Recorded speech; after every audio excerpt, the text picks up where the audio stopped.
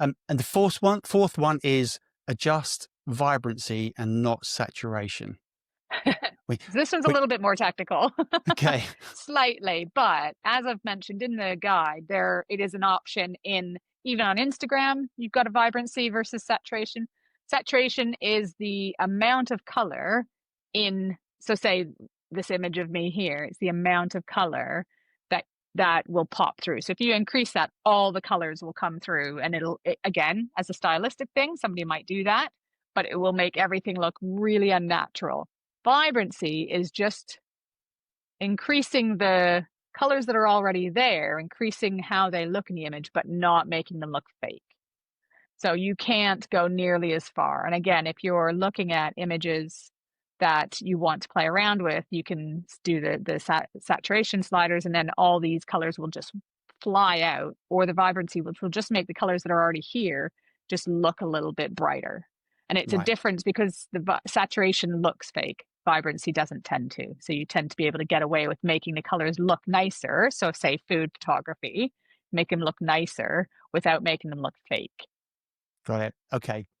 Um, and then the final one is spot healing. So removing Yeah. unwanted object from the image.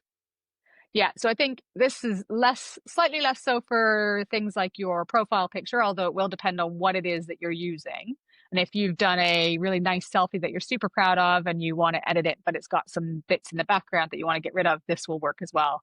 But it is a big thing for product photography, that kind of thing, just to get rid of little elements that are distracting. So the example that I've put in the guide, and I'll put up here, is some food, and there's a brownie and it's been sliced, and that's fine, and it's on the plate and it looks really nice. But on the second shot just shows how you can tidy up the amount of crumbs there are. So you want it to look like it's been sliced through. It's not perfect, it's not made of plastic, but you can just tidy it up so it doesn't look quite so messy. So you're still seeing that it's exactly what it is, but it looks just a little bit neater. So it's a bit more palatable. It looks nicer in print or online, and people are going to go, "Ooh, that's really great." The first one would probably be fine, but the second one's just a little bit nicer. Yeah. And you And can do if that with you're, your profile photos as well. yeah. And I've heard that with a profile picture, for example, you shouldn't have other people in the image because no matter how minor they are, it can be confusing for the eye and the brain. Yeah, and I think it's depending on what it is you're trying to do with your profile picture, who you're trying to bring in. Yeah, you're trying to get somebody to work with you or hire you, and if there's people over here, those people don't count. It's a little bit distracting for people. So a really nice solitary image of yourself front and center in whatever space that is just going to be much more attractive for anybody who's looking to work with you. Great.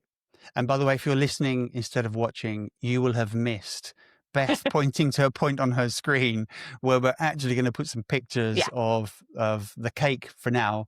But you can go and look at that through the guide. Which one of those do you think makes the biggest difference? If I've just got a photograph and I don't want to go too deep, which one of those things should I do first for the biggest impact? I think making sure your exposure is right. So if you any because if it's dark and if you can't see somebody, or if the like exposure and contrast, if those are off, um, then people aren't going to be able to see exactly who you are or what your product is. So I think that's the main one. You want your image to be bright, and you want it to be showing exactly what it is that you're trying to show, whether that's a person or a product. Cool.